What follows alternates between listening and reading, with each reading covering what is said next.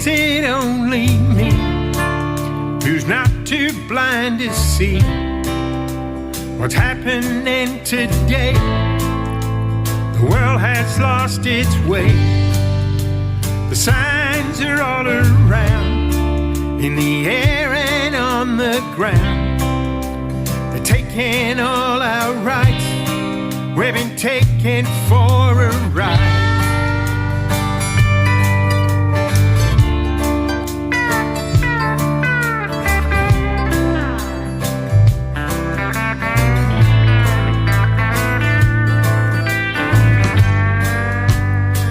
Books always said there'll be deception at the end. Two worlds will collide. It's all hidden in plain sight. There ain't no common sense. It's just college ignorance. The grooming and the lies, well, it's a devil in disguise. But everyone obeys with what the media portrays. Fighting black against the white, fighting left against the right, fighting woman against man. Do you really understand? Divided we will fall, but united we'll stand tall. Together all as one, let's undo what's been undone.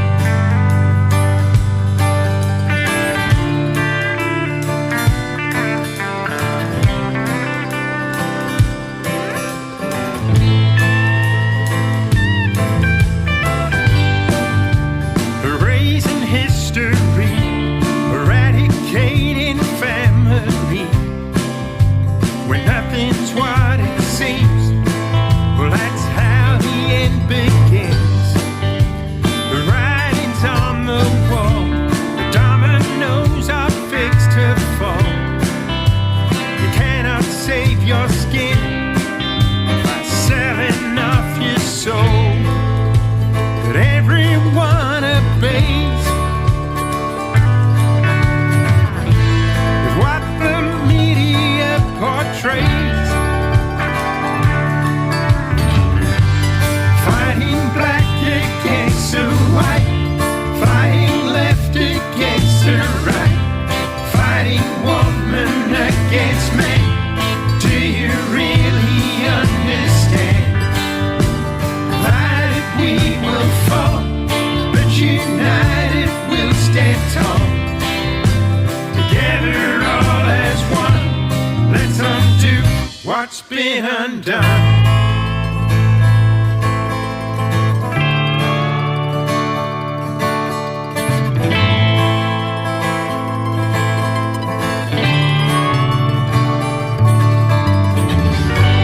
Fighting black against the white, fighting left against the right, fighting woman against man.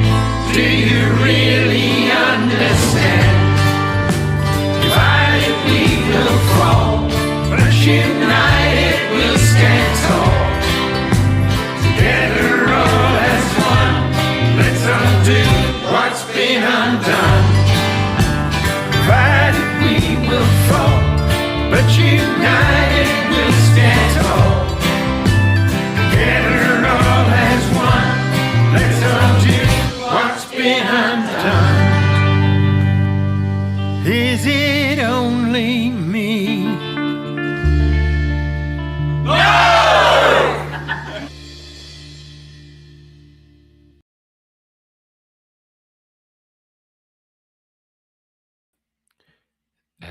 Them were the days. Them were the days. Let's get in, Paul. Hey.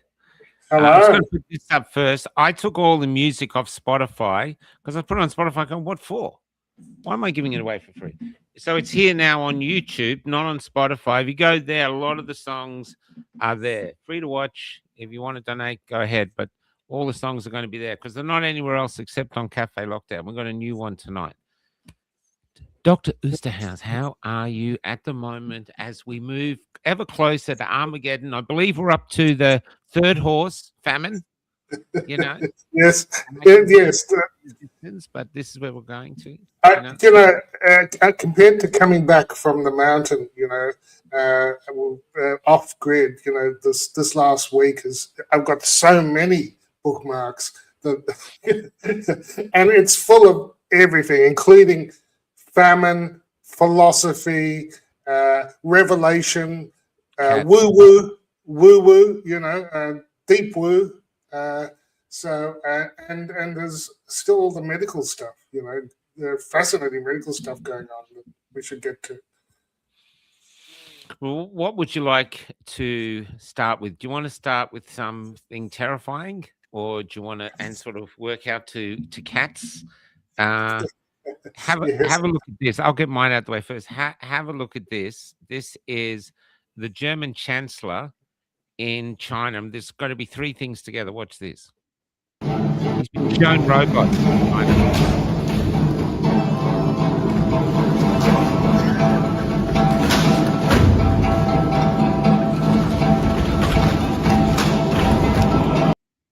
Okay, now that's not AI, but they've also got the robot doing something nice, like here.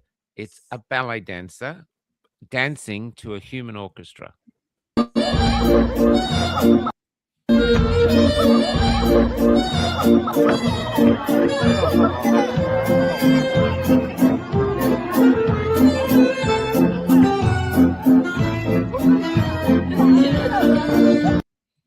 Okay, but if you're thinking, nah, that's too soft cock for me, I don't want a ballet dancer for a robot.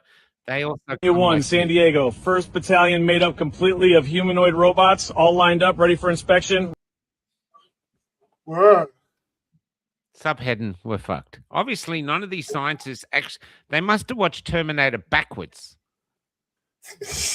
That's what happens. We watched it forward. We were like, ugh. And they watched it backwards. So, it all resolves well. We ended up being Sarah Connor, and she's working in a restaurant getting abused. Cool, I can live with that. Yeah, so, I was just watching a clip of Alex Karp from Palantir, and he was asked about the AI kill chain. And he went, we just say that in private. The lawyers have another, bullshit term. But yeah, it's basically a kill chain. AI making decisions about who lives and dies. And, that's very Terminator-like, John Harrison says, here, I want a robot to wash my dishes and clean my toilet. John, if those robots come to your house with a flick of a switch, you'll be going down the toilet. So this... yeah. I'm with John. I want one who can fold laundry. That would be. Well, we're falling down at the barriers, Jason. But the Chinese apparently are a lot further ahead than the rest of us. But they did one. So 1-1, Paul. Well, I don't know if you saw it, but one actually they had a marathon, and it beat the fastest human ever. And it's like draft 1 of the robot, so it's not even there yet. Doesn't look pretty. Looks like a robot. But it actually beat the fastest human ever runner by 7 minutes. Yeah, amazing. But not as funny as the ones that fell over at the starting line. They were just to make us feel good. Yeah, I think so. Makes go, phew. Oh, look at that! I can do better than that. And then the other one just leaves us for dead, and you go, okay. Well, this weekend, of course, we had. Australia Day yesterday, Anzac Day, Anzac Day, and there were a lot of people here. It was down at the beach. There was quite a big memorial. It was good to see, but there was some interesting controversy, and so maybe this guy can describe it best. I think he has some good friends. Oh, Stephen, he might be coming on. I've been talking. Cool. Can we make it bigger? Day used to be one of the few events in Australia that united Australians. Yeah. Where everyone agreed that this was a sacred day. Great voice. And now those days are gone. Why? Because of woke politics, the introduction of the Welcome to Country, which is essentially the introduction of the politics of demoralization, the politics of national delegitimization, an exercise solely designed, solely calculated to, over time, get younger Australians to just believe that Australia is just an illegitimate project. And that will prepare them over time for radical treaties. That's what all of this is about. It's a national demoralization program to just keep drumming into the heads of younger Australians that this is Aboriginal land and that you are only here because Aboriginal people are permitting you to be here. They would have every right to wage war on you, but out of the kindness of their hearts, they're not going to. Now, you might think that that's crazy, but it's not, because that's precisely what a welcome to country historically is. This is an ancient ceremony that was revived in the mid-1970s. And the idea was that if one tribe wants to cross the territory of another tribe, for them to do that without it being effectively a declaration of war, the other tribe would have to offer a welcome to country, which is essentially them saying, hey guys, we permit you to cross over our territory. This will be friendly, and so please do so. And if there was no such welcome to country, then essentially it was a declaration of war. But the point of the welcome to country is to say, this is our land, this is not your land, and unless we give you permission to be here, you are trespassing, and that isn't, and we have the right to wage war on you. That is what a welcome to country it is. And so it's utterly perverse that such a ceremony would introduce Anzac Day services. Anzac Day, when Australians fought and died for this country, now they are being told that they are only here by permission of Indigenous Australians, and that the whole Australian project is actually illegitimate. The welcome to country is a national exercise in demoralisation to condition Australians for the acceptance in the future of a radical treaty. It has no place at an Anzac Day ceremony. I agree with him. I think he was spot on. I agree. This is this was what the one who talked in Sydney. This is what he said. After the Sydney service, Uncle Ray, Kabi Kabi, Gurang Gurang, and South Sea Islander man, told the ABC he wanted the hecklers to understand this always was and always will be Aboriginal land. They should show respect to us traditional owners, he said. He said those who participate in the booing should understand their place. Yeah. It's sort of like here you are remembering the Australians who fought and died for what the welcome to country is saying is bullshit. Yeah. You're like, you're all invaders, you all died for nothing, now fuck off. You know, you're here at our good graces. And I think that's the context behind what we saw. Would you please welcome Kabi Kabi and Gurang Gurang man, Pastor and Uncle Ray Minikong. Today, on land that is sacred. For thousands of years, people have gathered in this place to share stories, to celebrate culture, and to remember our ancestors. These rituals make it a sacred site.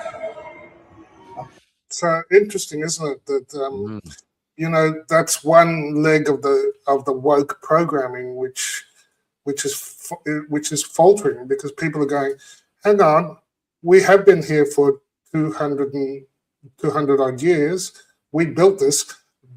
Yes, it's sacred ground, but it's now called Martin Place. You know? Well, you know, something really interesting is, even though they're doing it and they're using it by the government's, basically, the government doesn't care anything about Aborigines. I know, I've been to the remote Aboriginal towns. There's no love there for Aborigines from the government. They just throw them money every now and again. There's what I think is it's, I can understand the Aborigines doing it. Because if I was an Aborigine, I'd get up and go, yeah, F you guys. You know, this is our country. We have been taken. But unfortunately, I hate to say this, but you were conquered. And someone was going to conquer you. If it wasn't the English, it would have been the French or the Portuguese or the Spanish. Because in that time, they were carving up the world. It's just that the Poms got a foothold here first. That's the truth. It's like the American Indians. There's no way white Americans or all the other nationalities except Indian Americans are going to leave the USA. Ain't never going to happen. Same with Canadians. There's no way everyone's going to leave, go back to wherever they came from, and leave Canada to the Inuits. It's over. This is like a page in history. That was your time. You had it for 40 or 50 or 60,000 years, however long you had it. That's an amazing gift to have a country for that long, because most nations don't get their country for that long. Someone else comes in and takes it off them, like the Sri Lankans or this. The world is a really cruel place. And what there should be gratitude, and this will get me in a lot of trouble, because I know it happened to the Tasmanian Indigenous, who were basically wiped out, is that this is it. This is the reality of the world we live in. And now we're trying to build on all that gruesomeness, all that conquering. Now we're trying to build something better and work together, because all that conquering is so far in our past, we can't fix it. There's no one alive today who can remember that time. This is all shit. But the only way to fix it is to move forward together. And You know if you're how going to divide us, it'll never work. yeah, look, we do share the land, and it's not that I have any. I have great respect for the Aboriginal people. I think it's a great tragedy what happened. My point is more. That's right. This is now, BlackRock and that's what it is. saying to the Australian people, you've been conquered, because the next thing is, I think this was in part what The Voice was about.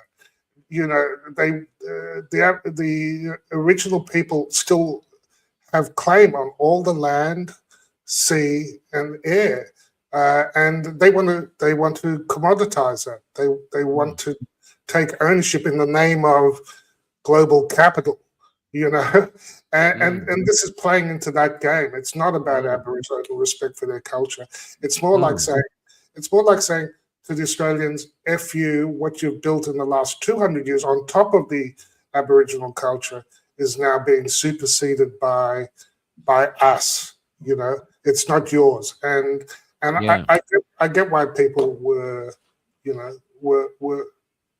angry. I think it's the go woke, go broke thing. But it's not it's like I keep saying, it's not what they say it's about. No. Can I just do this comment though? This is Jane Marie, but we must, from history, must learn, and that's why we can never allow it to happen again. I hate to say, Jane, the world is only peaceful now because of America. I know everyone hates America, but that's the only reason. We're 28 million people sitting on probably one of the richest countries in the world. We are surrounded by countries with huge armies. The only reason they're not here and you're actually alive is America, the threat that America will defend us, and maybe the UK, but especially the Americans. It's why we send people like Ben Roberts-Smith to Afghanistan, not because Afghanistan is of any danger to us, but because we want the Americans to protect us. And there's nothing written that they will. It's just like, yeah, sure, we'll be there. That's all we have. Your whole liberty is just based on the Americans going, yeah, sure, no worries, we'll come for you. That's why having our prime minister basically abusing Trump is a very politically dangerous way to be, because Trump's got the ability just to go, well, I believe you called me an idiot, so fix it yourself, guys.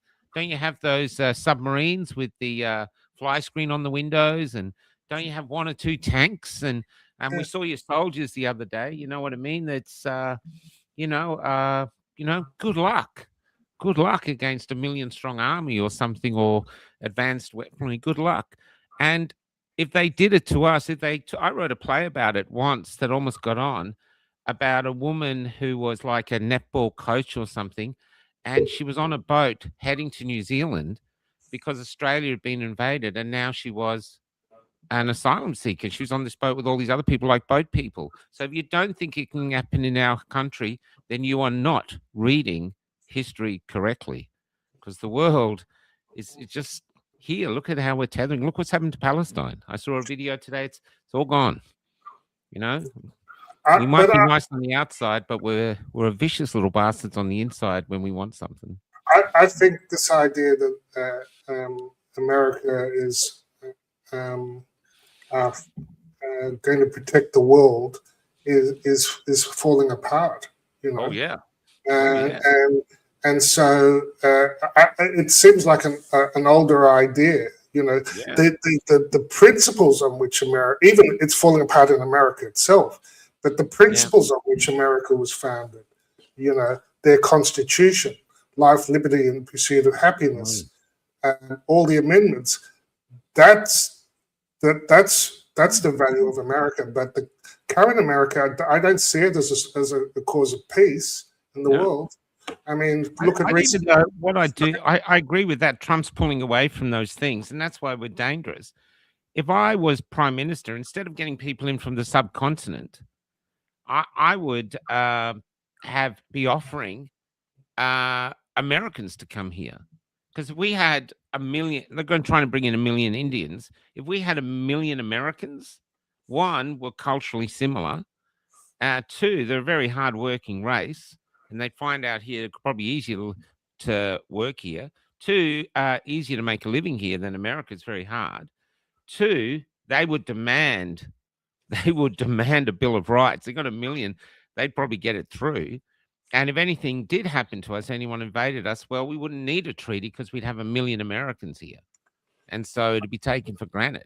Strategically, I think that's a really great way to go. But instead, we're bringing in the people we are. Yes. Strategically. Yeah, no, I get it. So, look, this appears to be. I saw this comment today, so I'll just play this. It's just a minute as a setup for an idea that I hadn't really thought about before, but I think it's. There's actually a word for what we're collectively experiencing right now, and it's called hypernormalization. It was first coined by anthropologist Alexei Yurchak, who watched the collapse of the Soviet Union. He found that most people knew that the system wasn't working, but nobody behaved as if that were true. Everyone pretended that everything was stable and functioning and would not acknowledge the lived reality of the dysfunction and the disillusionment. And shortly after, the Soviet Union collapsed. At its core, hypernormalization is a collective coping mechanism. People are experiencing this cognitive dissonance where their reality is not matching the narrative. And instead of confronting it, which can feel destabilizing or unsafe, they adapt by pretending that the system is working. Yurchak talks about how they knew better. It wasn't that they believed that everything was really okay, but that it was easier and more socially reinforced to go along with the illusion. And so this is what we see right now. Institutions that have lost trust that we are still pretending are legitimate. People feel that the systems are failing, but they still are participating as if everything's okay. When reality becomes so contradictory to human thriving, we all just go into a collective trance. I thought that was sort of pretty accurate framing. Yeah, exactly. Well, John was talking today. Oh, sorry, Paul. Go on. John Stapleton was talking today. Now, he's been a reporter for 30 years, and he said, as far as he's concerned, for all the interviews he's done, people are herd animals, and so they will go with the herd, whatever the herd believes, and this is why I think we've seen them do odd things that we don't understand, because they're just trying to stay in the middle of the herd where they believe it's safe. So they're not interested in truth, because truth puts them away from the herd where they're vulnerable. So, but I think enough people in the herd now, enough people are waking up that the herd is sort of splitting, and people can start to feel safe challenging the government, because so many people are doing it, especially online. Online, we live in a picture of Dorian Gray reality in Australia. Online, the reality of people's voices is out. You watch anything the ABC puts up, 20,000 comments ripping them a second arsehole. But in the supermarket, they're very compliant. So that's how we're living. You know? Yeah, here's a second clip by Truthstream Media, which, but I've been feeling this way since COVID, especially, that there were two worlds. That there was this fake world that everyone was assuming that we still lived. How long have I been saying we don't live in a democracy anymore? What APRA did, gagging, destroyed informed consent. The censorship tells you we're not living in a democracy. But look, just a little bit more on that.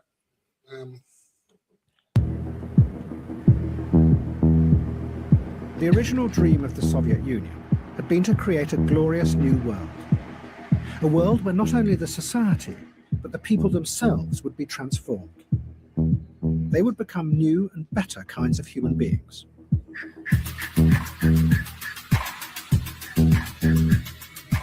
But by the 1980s, it was clear that the dream had failed.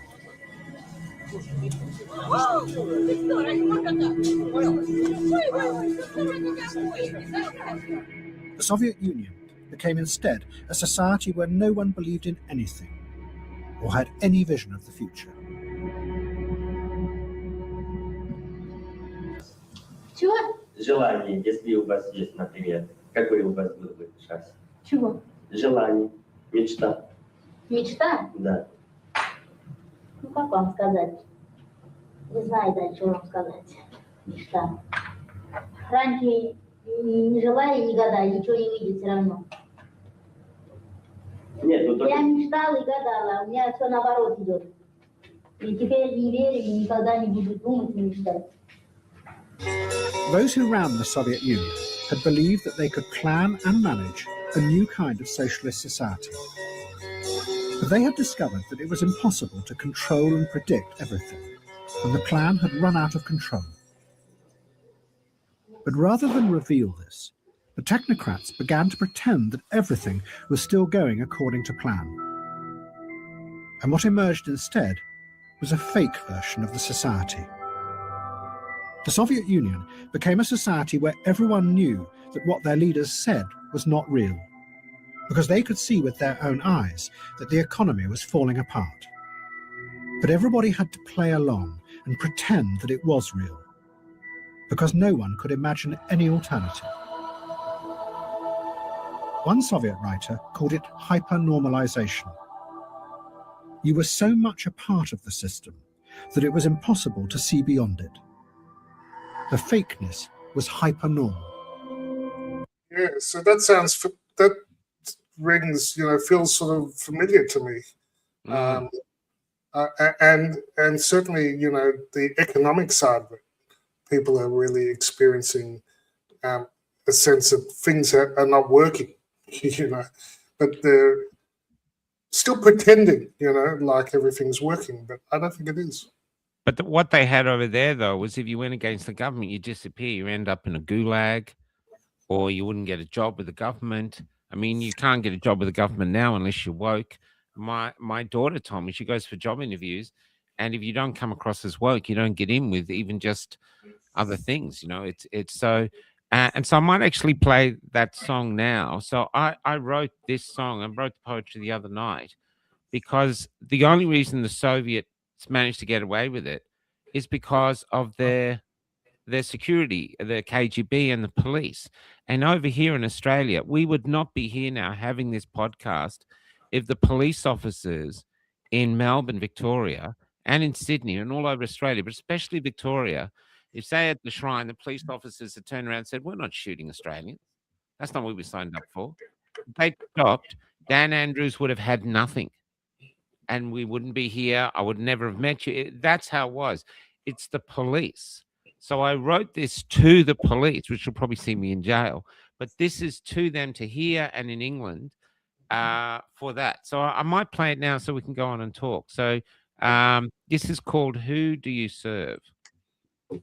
Fails to act or even acknowledge Pakistani grooming gangs that rape and torture vulnerable white girls. More victims continue to suffer. They're raping our daughters and you're arresting our grannies because they're posting about how they don't like their granddaughters being raped.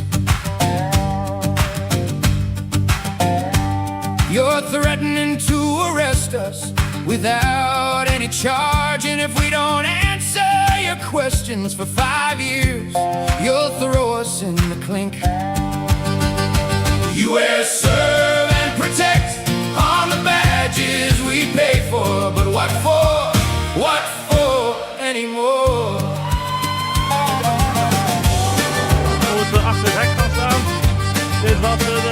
I was there when you first brought out your new guns, dressed like stormtroopers. she shot Matt Lawson for fun. You pushed over our old ladies, then sprayed them on the ground, then arrested a pregnant woman before filming yourselves removing her from her house.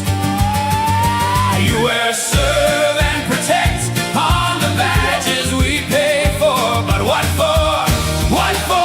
What for do you wear it anymore?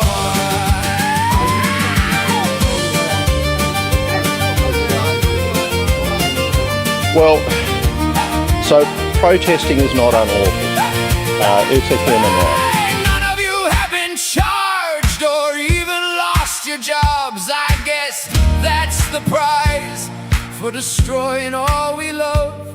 For destroying all we love, is that the prize? You're all that stands between who we were and whoever it is that they want us to be. You're all that stands, you are all that stands, you are all that stands between us and tyranny. You wear serve and protect on the badges we pay for, but what for? What for? Oh, what for do you wear it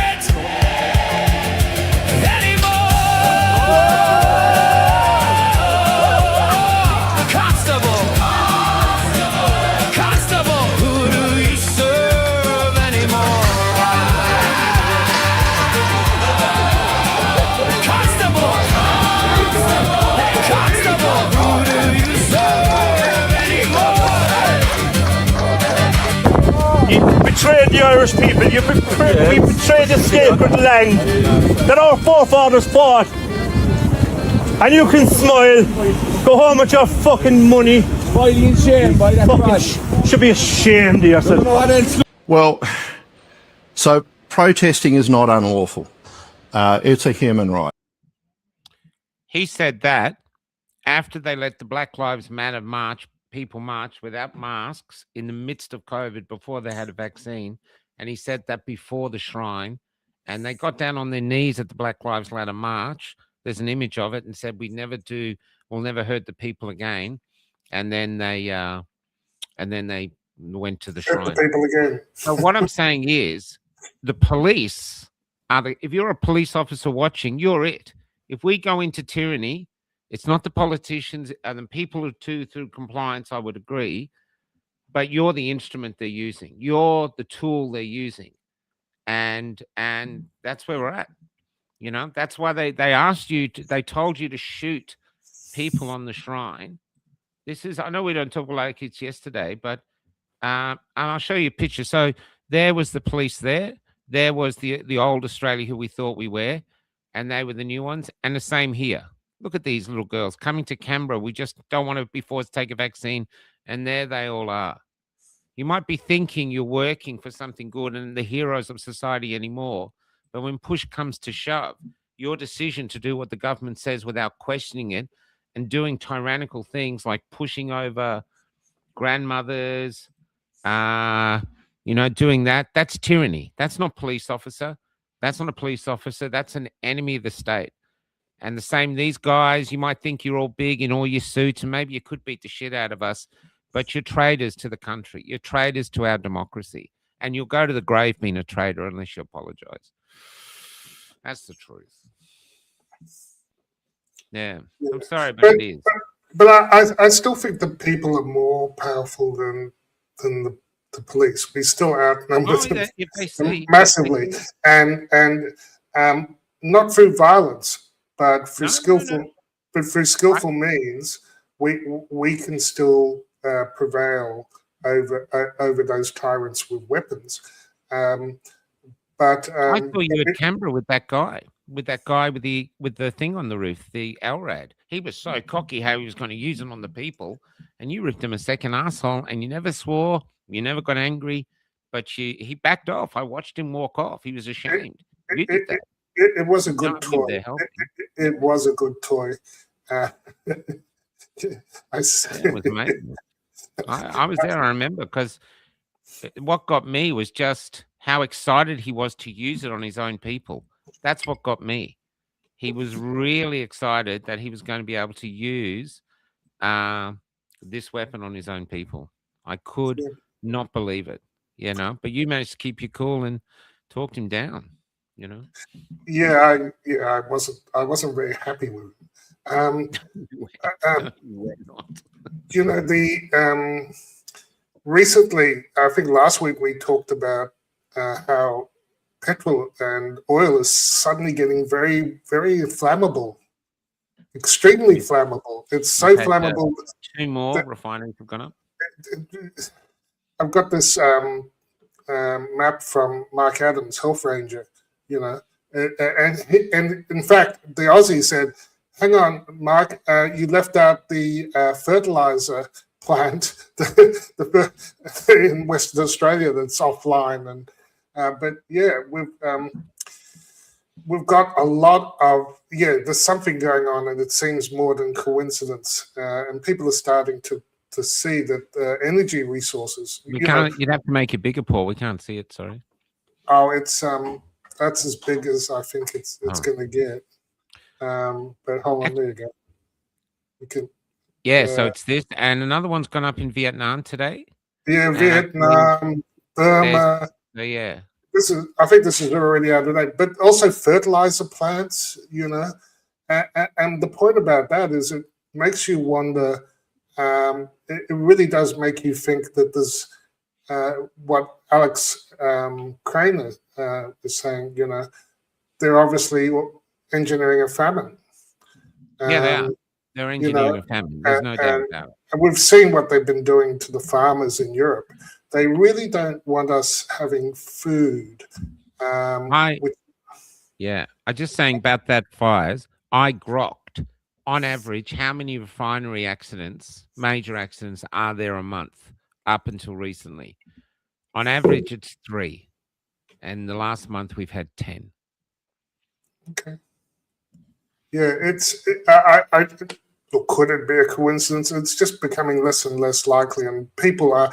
And then here you got Palantir, the big AI company that also has the kill chains along with their other software, guaranteeing safeguarding food supplies. Why is it AI? So this is sort of, I think this is accurate, but it's a parody. This is a parody of. Listen up, losers. Stop pretending it's a democracy. We run things.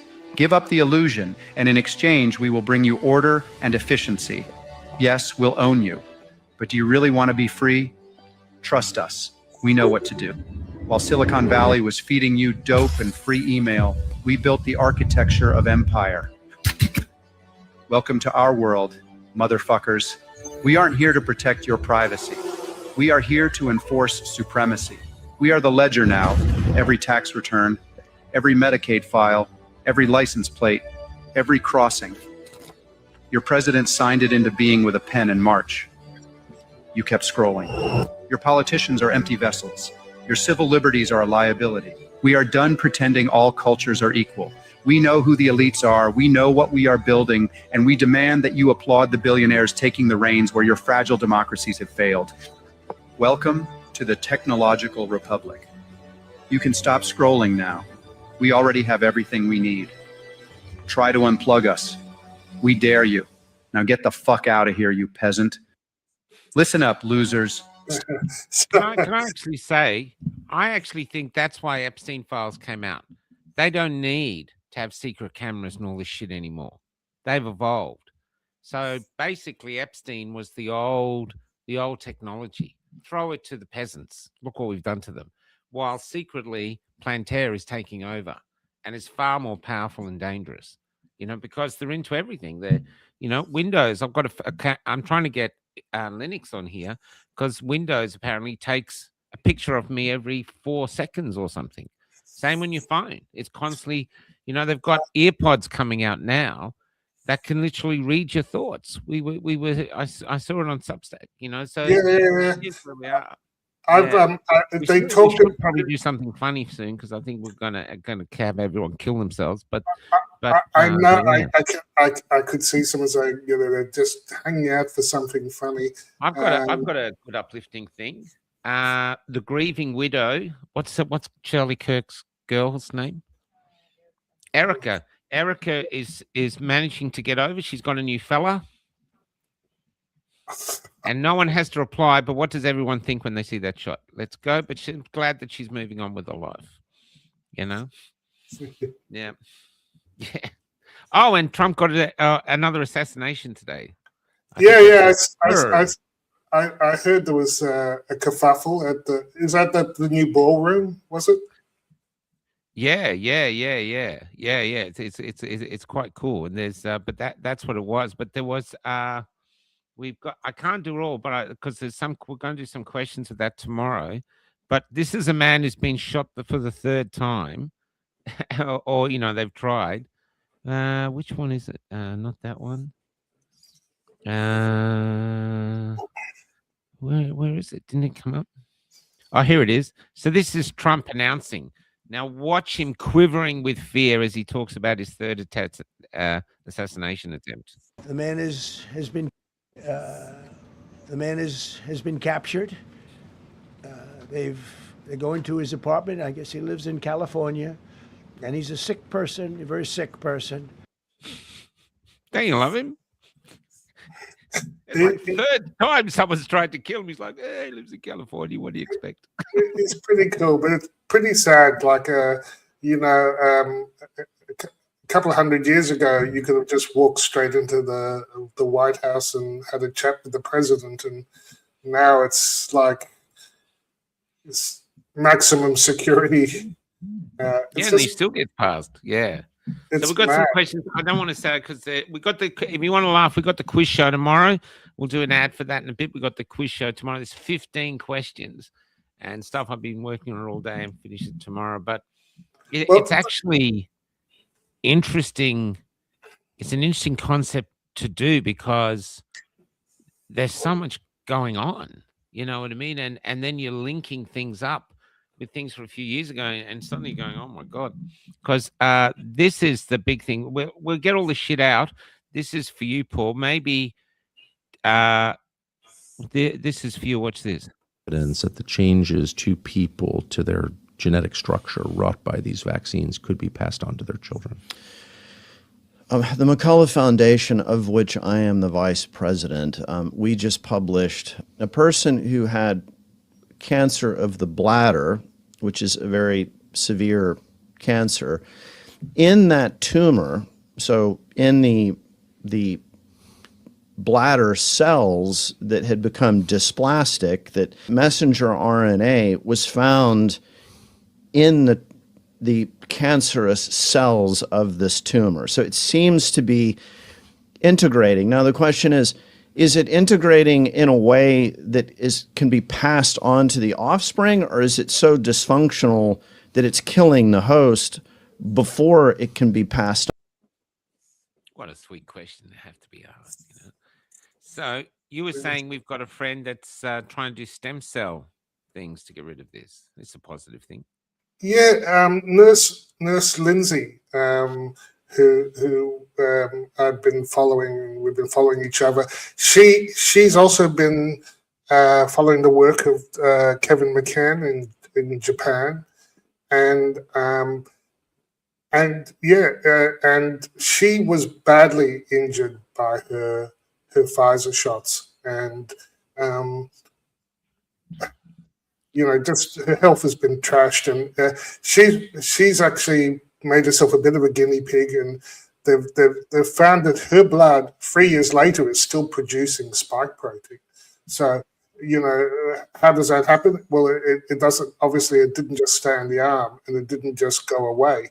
It became integrated, and her cells have become factories of spike protein. So she's done it tough.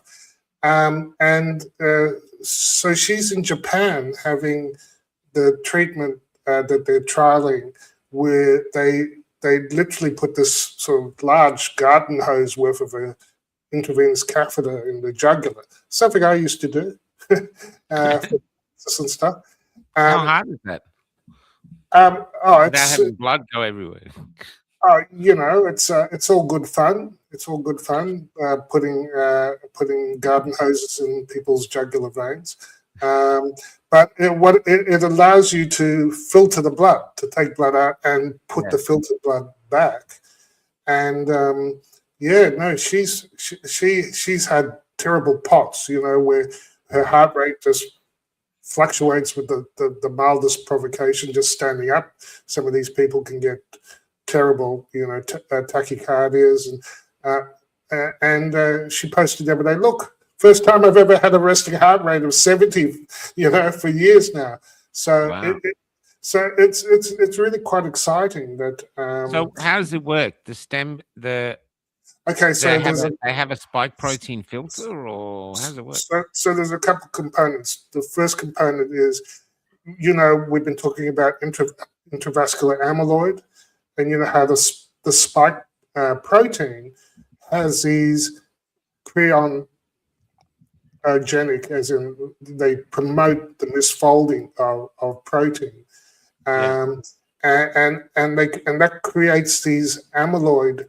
This misfolded blood clotting protein. It's a natural protein that's in there, but it misfolds and becomes these microclots, which eventually can become these calamari clots. This very non-natural form of clot, which is really amyloid, which we've talked about. So it filters. First job is to filter the blood, get rid of all the microclots and the clotting material. And then the second part is to infuse stem cell growth factors, and the stem cell growth factors are the second part in treating. And I think they're up to 15 or 18 patients now. So I went on a space. It's not getting a new blood transfusion, getting their old blood back. It's the plasma section that the liquid part, not the cells so much, that's being filtered off, and the idea is to get all the little microclots, the things that are forming the calamari clots, but it's also these microclots which seem to be a big part of the constellation of long COVID and long vax, so so get it out of the blood. And she even posted a picture of her blood before and after the treatment, but I haven't got it queued up because I have this other woo-woo thing queued up. But maybe we'll get, let me try and find it. Well, while you're finding it, I'll play the ad for tomorrow. So we've got the quiz show tomorrow. And one of the questions is French. So I've done the quiz show with French. So this is the song. It's still the same song, it's just a French version. I'm doing in all these accents, even did a Persian accent. But this is the French version.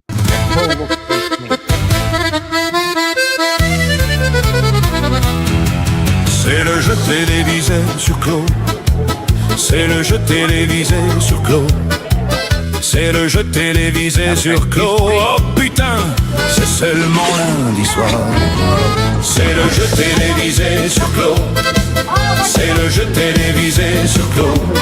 That guy apparently went viral in France. He told we don't want white people on the train, so he threw off his. C'est le jeu télévisé sur Clos. Oh fuck, is it only Monday night? C'est le jeu télévisé sur Clos. C'est le jeu télévisé sur Clos. C'est le jeu télévisé sur Clos. Oh putain, c'est seulement lundi soir. Sa connexion internet va ramer. Et ses prix sont nuls. Et je suis presque sûr qu'il n'a même pas pris ce foutu coup. Mais comme vous n'avez plus d'essence parce que vos gouvernements vous ont floué, où pouvez-vous aller d'autre? Alors, mesdames et messieurs, venez nombreux et venez au café Locked Out. Parce que c'est le jeu télévisé du Clos. C'est le jeu télévisé du clos. C'est le jeu télévisé du clos. Oh putain, on est déjà lundi soir. Allez tout le monde, chantez avec nous. Hey!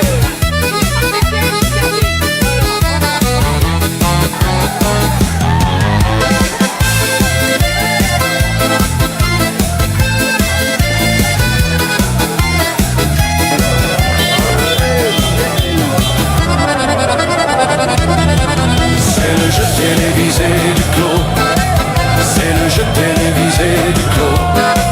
C'est le jeu télévisé du clos. Oh fuck! Is it only Monday night?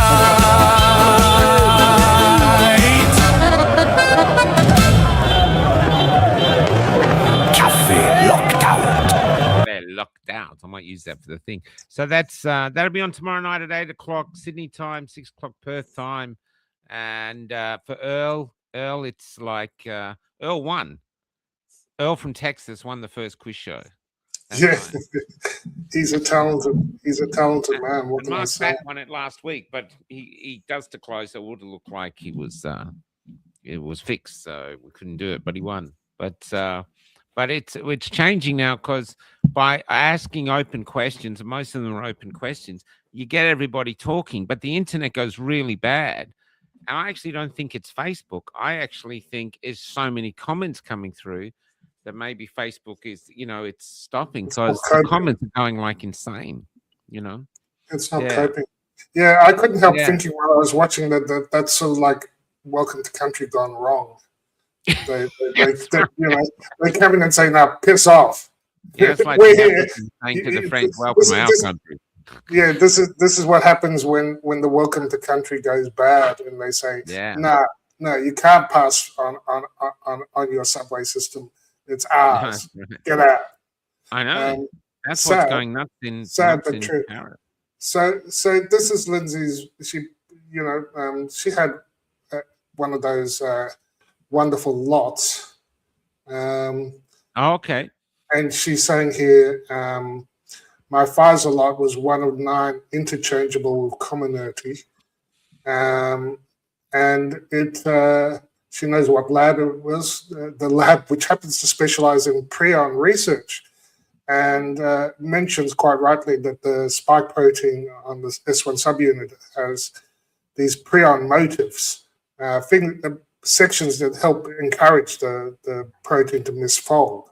And yes, and HIV inserts too, which some of us have known for a long time, including the discoverer of HIV, Luke, Mont, how do you pronounce his name? Someone Luke, with yeah.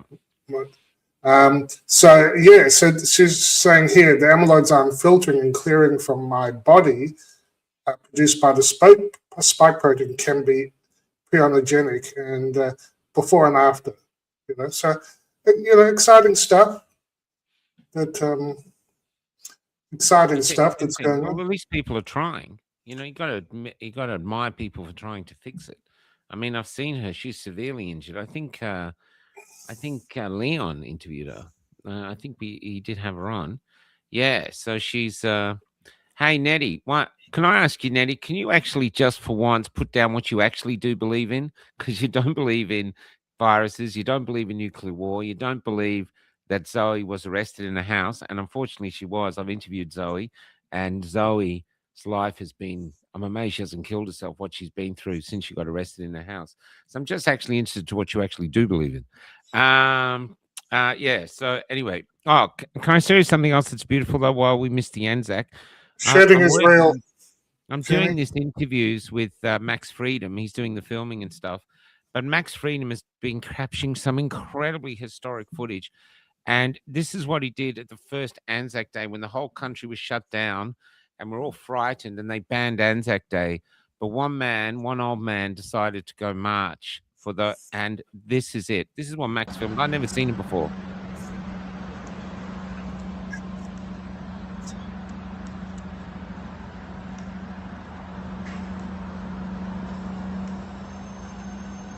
Isn't that beautiful? I don't know what it says on his back, but that's what he did on his steps with this guy in his chair filming it. Yeah.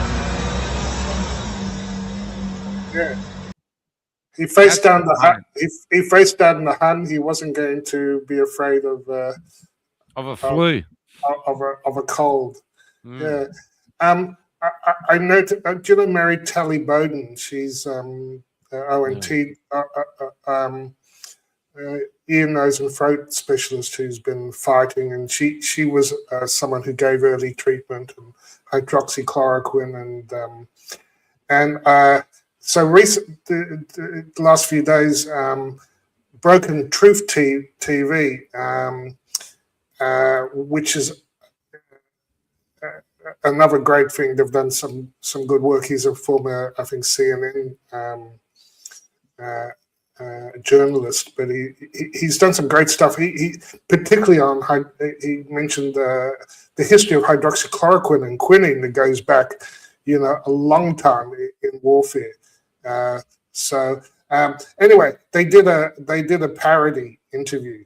I don't know if I'll play it now, but it's quite funny. If I'm sure there were some people going, "Oh, is this serious? He's calling her a vet."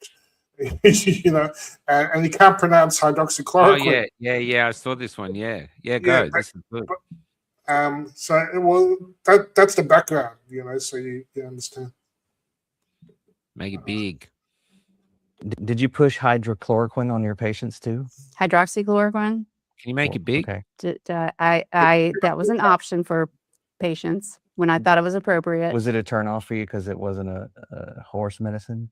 Did you push hydrochloroquine? So some good stuff, and a bit of parody. And here's another one. But the irony here is, like I say, he did a whole documentary on hydroxychloroquine. Dr. Robert Malone said that truth is a lion.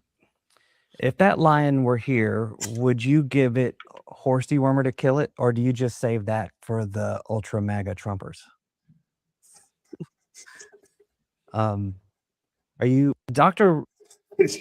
So that sort of thing. So that's good. Well, look, while we're here, we have to make it bigger, Paul, because people are watching it on their phones. This is a tiny little screen, not going to see it. So if we can make it bigger, it's just every time I do it, I lose my book for a general community. So I mean, if you current intention, the current intention. And I hate this prick, so he's better in Microsoft. Is the so-called medical freedom movement, versus public health. In the medical freedom movement, people say, I will do what I want to do, and I believe that will be best for myself and my family.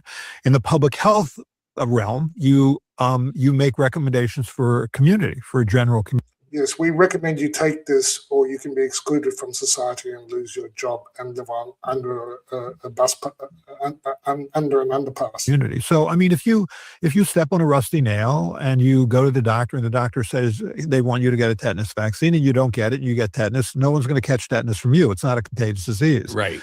But measles is a contagious disease, as you note. And so is it your right to catch and transmit a potentially fatal infection, knowing that there are people who can't be vaccinated because they're getting chemotherapy for their cancers or they're getting immune suppressive therapy for their autoimmune diseases? They depend on you to protect them. So when you talk about medical freedom, freedom for whom? Freedom for you, maybe, but not freedom. You're taking away other people's freedom. I mean, if you have a child with cancer, you're taking away other people's freedom by exercising your choice. And as you know, Michael, measles was just recognized as a normal part of childhood. They would have measles parties. This is from 1960s. It was when they were trying to bring in a measles vaccine. I got sent this by my contact in Canberra. And this was a contemporary description of measles and the vaccine rationale, including dose expectations. When the measles vaccine was introduced in the early 1960s, U.S. public health authorities openly acknowledged that measles was widely regarded in the United States as an ordinary childhood illness. The prevailing view was described by the U.S. Public Health Service in the following terms. Measles was often welcomed as a guarantee of lifetime immunity. And it's got I should post this because it's got the links where you can check it out. it has been seen as trivial and basically a disease of childhood. And so so they was doing things for smallpox and other things, but measles, they did it for money. They did people, and I interviewed a funeral director in the country, Victoria, that's on Rumble somewhere, 50 years on the job, and he said to me, "Do you know how many kids I buried who died of measles? 0." Yeah. Look, I'm old enough to remember watching the Brady Bunch episode where one of the kids came down and then they all came down and they had chicken soup and a day or two off school, and then it was done and they had lifelong immunity, and it wasn't considered hair on fire. It was just and that thing you just read. Well, Nettie's saying it's caused by vaccines, but I had measles and I never had a vaccine against measles. I just caught it. And, no, you didn't. All my brothers and sisters caught it. That was it. And in fact, it may well have benefits to your immune system to actually having caught it, as opposed to having it injected. And then they because it was such a mild and normal part of childhood. This is after we had normal sanitation and decent diets. It wasn't, it wasn't considered a big deal. But now they make it into this like Ebola, like someone said the measles. Yes, it's still very contagious, but and so they had trouble pushing. They had trouble pushing vaccinating for it back at the time because it was so mild.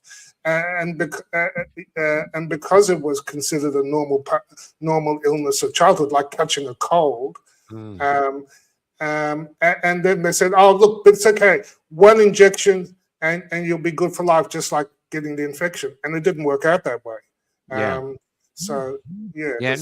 was never vaccinated against chickenpox or measles. I'm too old. I was before they brought that in, so I didn't get. And I got chickenpox and I got measles, and my mum didn't give a rat's ass. They took me to a lake up here called Lake Leschenolta, and you could camp there at night. And they wouldn't let me out of the tent during the day because I was pretty sick. But in the evening, they covered me in chamomile lotion, head to toe, put me in a little rubber boat, and said, "Go out there and so there I was going around this lake in the night, and it must have been the moon. I remember passing a jetty. These kids are on there going, "Look at that kid," because I was fucking glowing white like fucking Lady of the Lake. But they didn't. And the other reason they didn't care is my mum was at home. My father, even though he was working a factory or something, he didn't have a really high-paying job, could still earn enough to pay the mortgage, take us on holiday, and have mum at home with the kids. So when the kids got measles, she didn't have to go, "Oh, I've got childcare. What am I going to do? I'm not going to be able to time off my work." All that stress was gone because mum was home to look after the kids. And she just said, "You got measles, off you go to bed. We got sick, off you go to bed." That was it. Chamomile lotion. And the only thing she cared about was don't scratch. Don't scratch. Exactly what I remember. Don't scratch and being covered in chamomile. What is it called? Chamomile. I don't know if it worked, but you just like. No, I don't think it worked very well. Here's a bit of a palate cleanser. They found a new way to get the thieves to look at the cameras. I think it's genius myself. I think I'd be done, but this is why I'll tell you one. This is one of the reasons I got a better one. I'll see you that one, and I'll up you this one. This is why I reckon we're in trouble. That's it. That is why we're in trouble. I don't know if there's something I got something really interesting. We've got Barry Green coming on. Barry Green said something profound the other day, and he's going to come on, and he's into regenerative agriculture. But there is a man in America who breeds bulls, and he transports his bulls around America to basically, breed with cows. And what he found out was the fertility in his bulls was going like this. But they were only eating one food, just one food. Then he introduced into their food all these different foods. So he says it far better than me. And their fertility went kaboom, right up. And so he's going to come. That's all I know about it. So you're happy to come on and chat with him, Paul. But he knows more about it than me. And I thought this is really fascinating. Because he said I particularly like the kaboom part. The fertility in men is the same way. And so maybe it's not the vaccine. Maybe it's just like they call soy boys and stuff like this. It's coming in. I mean, something's gone wrong that we used to have Winston Churchill in charge. And now we got this. And Keir is just he's just an evil dickhead. I mean, he's just destroying his country. And he just has that baffled look about him, you know, probably because Jimmy Savile fixed him up so much when he was a kid. But it's just so nuts. And Albo is cut from exactly the same cloth, you know. Oh no, I actually have an image of him today because I actually think we're too hard on him. And I saw him today, you know, he went to the Anzac. And I thought, finally, he's giving us a vision of the future as he leads us like the Lord Commander into the future. And there he is, taking us forward into the glorious soy boy future.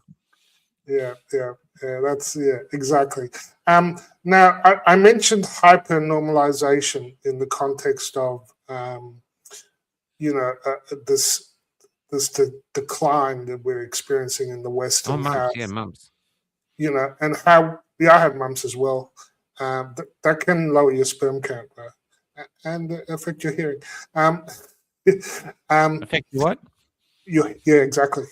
So that hypernormalization, but I found this really interesting too, and David Collum, my mate on X, mentioned it. So I think it's a really. Let me play this. It applies to stars. There is one rule in the universe that has no exceptions. It applies to stars, to steam engines, to cells, and to civilizations. The second law of thermodynamics states, simply, that in a closed system, entropy, disorder, always increases. Order is unlikely, and chaos is statistically probable. Maintaining a structure, whether it's the human body or a global empire, requires a constant injection of energy. You have to pay to keep the walls standing. Biology has known this for 4 billion years. We call it eating to delay dying, but systems, like organisms, eventually reach a point where the cost of staying alive exceeds the energy available to pay for it. Complexity has a cost. I've spoken on how societies gain power by adding layers of structures, laws, specialized roles, supply chains, and such. But complexity is not free. Every layer of scaffolding acts like a tax. A farmer just farms, but a farmer in an empire has to support the soldier, the tax collector, the scribe, and the king. Joseph Tainter, an anthropologist, called this the diminishing marginal returns on complexity. At first, adding a new layer like a police force or an irrigation network solves a problem. It pays for itself. But as systems age, you add layers to fix the problems caused by the previous layers. You build a bureaucracy to manage the bureaucracy. The leverage we discussed last episode becomes heavy. The overhead grows until the system is spending all of its energy just maintaining its own structure, with nothing left to solve new crises. To pay this rising energy bill, systems try to become efficient. We strip out redundancy. We invent just-in-time delivery. We maximize every dollar and every calorie. But in systems theories, efficiency is the opposite of resilience. Fat is inefficient, but it's a fuel reserve. 2 kidneys are inefficient, but they're a backup system. When you optimize a system to perfection, you remove the slack. You create a rigid structure that works perfectly under specific conditions and snaps the moment those conditions change. A highly optimized system is a crystal, beautiful, hard, and utterly brittle. As we saw in What is Power, the people pulling the levers now are separated from the reality on the ground by massive institutional distance. The feedback loops are cut. Elites at the top of complex systems usually double down on strategies that are failing because they are insulated from the consequences. They demand more complexity to fix the failure of complexity. They try to legislate away the laws of physics. So why do systems break? They break because eventually the math stops working. A shock arrives, a drought, a war, or a plague, and the optimized, expensive, rigid system cannot pivot. It cannot pay the energy bill. We fear that collapse. We treat it as a moral failure or a punishment for sin. But in the logic of the universe, collapse is simply a correction. It's the rapid shedding of complexity that can no longer be afforded. It's the system returning to a lower energy state, back to the local, back to the baseline. Everything fades. Stars run out of fuel, cells stop dividing, empires fracture. But this death isn't the end of the process. It is a reset button. It clears the scaffolding that has become a cage and allows the structures to begin again. The system must break so that agency may return.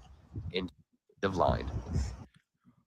Yeah, That guy does not get invited to many parties, I can tell you that. but I like the framing, and David Collum is mentioning Tainter's book, The Collapse of Complex Societies.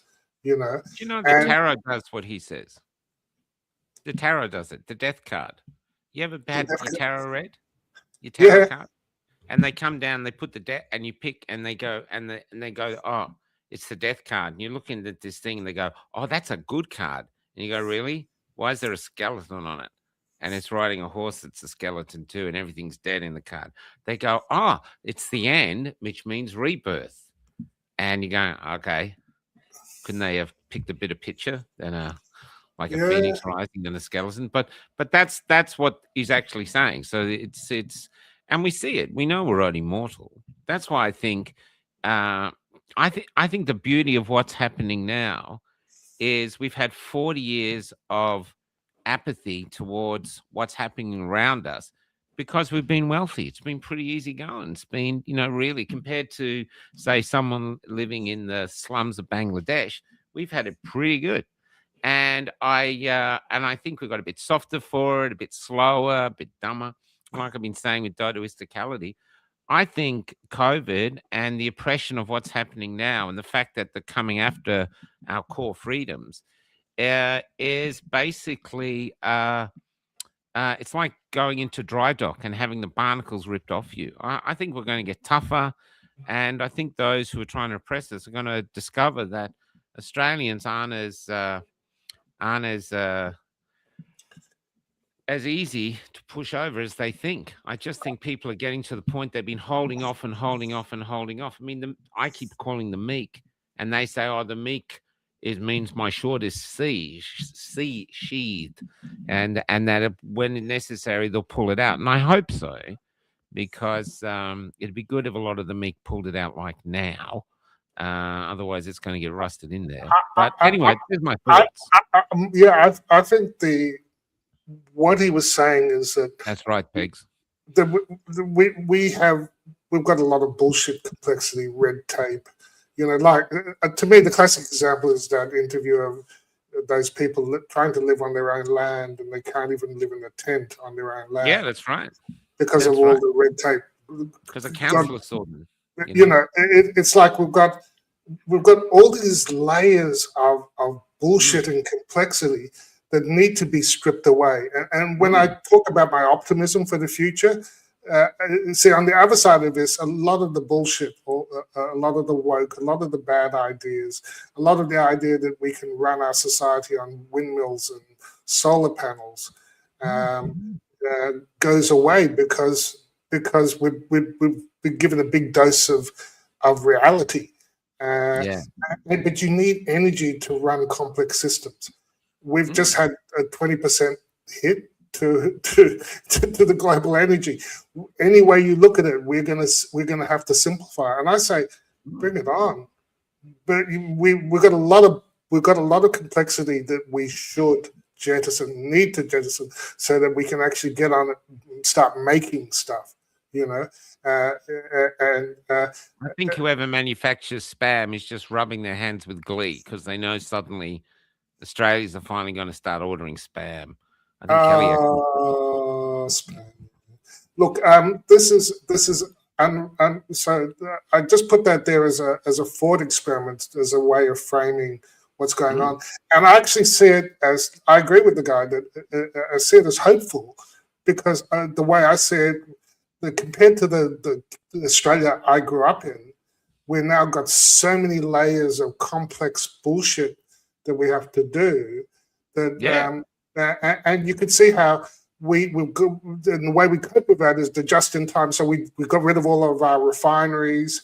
You know, we've got just-in-time delivery of the lifeblood of the economy. You know, yeah. No, it's got genetically modified people. It's got genetically modified. Now, this moves us to a slightly different area. But Tastes better there. Probably people who did taste better. So. I like this. I thought this round was good. I bet you every single one of you guys would call me crazy if I told you I was going to bring this little guy here up the road to my buddy in a white butcher coat, and he was going to inject him with formaldehyde, antifreeze, mercury, aluminum, monkey kidney cells, fetal bovine serum, and some DNA fragments from an aborted fetus in 1966. But somehow, magically, if that man in the white butcher coat was called a doctor, and that trip up the road was called a wellness visit, and those injections were called vaccines, somehow I'm only crazy if I don't inject him. Make that make sense. That is great. Can you send me that? I bet you every single one. Oh, sure. That is fantastic. You know, so that's a bit of a rebuttal to Paul. Oh, Petra has a great comment. Petra, you are bang on. If green energy was the answer for everything, they wouldn't be fighting in the Strait of Hormuz right now. Yeah. Yeah, clearly. Again, something different. Jason singing spam. Yeah, this is what's Dr. William Bay doing these days? He's suing.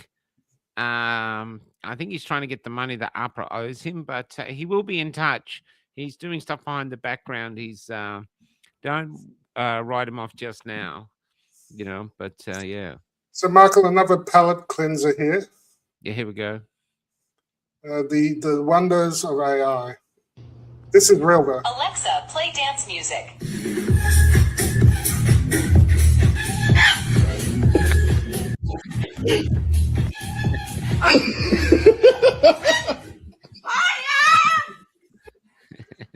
It's all happening, you know, only in Australia, you see, with the cockatoo. I was on I was doing a speech at a gathering just out of Melbourne yesterday. And I got to thank King Cole for taking us up in Western Australia. What did I say? Oh, Western Australia. I'm in Perth. And we were talking about the Corellas. And I said, you know, I go around Australia. I said the Corellas are the last larrikins, because you're there in the town and, you know, everyone's walking around quietly. No one's rocking the boat. And then above it comes this flock of things like, fuck you, fuck you, fuck you, fuck you. You know, that's what they sound like. Fuck you. And they the last larrikins. The last larrikin. The last. And then the farmer said, oh, no, I don't like them. I'm going to shoot them. I said, yeah, of course you shoot them. You're a farmer. If you can't eat it, you shoot it. And they all laughed. They said, yeah, that's right. And palate cleanser number 2. I saw this week. Also about non-humans.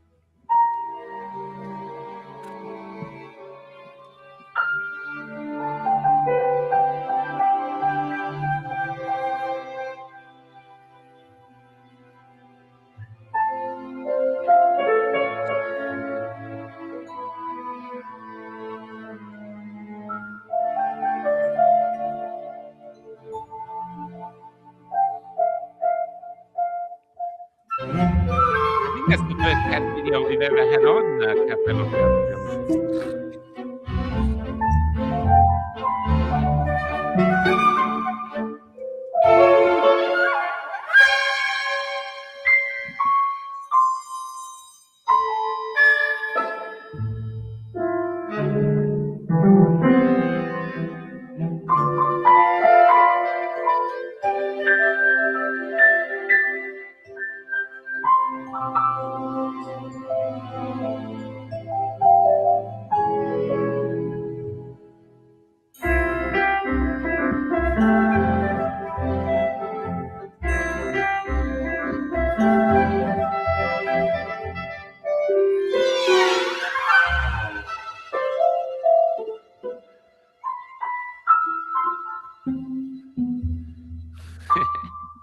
You're losing everyone who's cat videos.